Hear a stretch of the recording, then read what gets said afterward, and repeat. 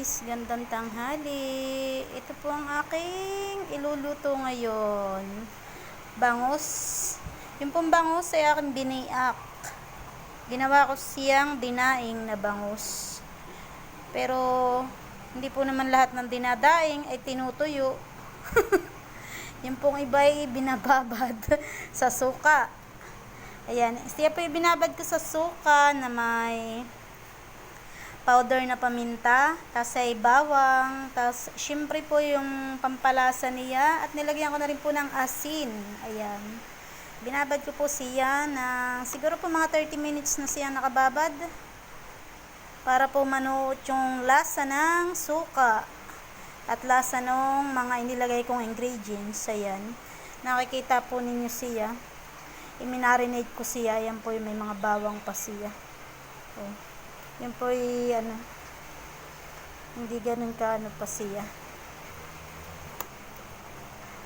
Pero mas maganda po kung siguro magdamag siyang ibababad. Kaya lang po may naglako po dito sa amin. Ayan, bumili po kami ng bangus. Hindi siya kalalakihan kaya ang ginawa ko, dinaing ko para mabilis lang siya.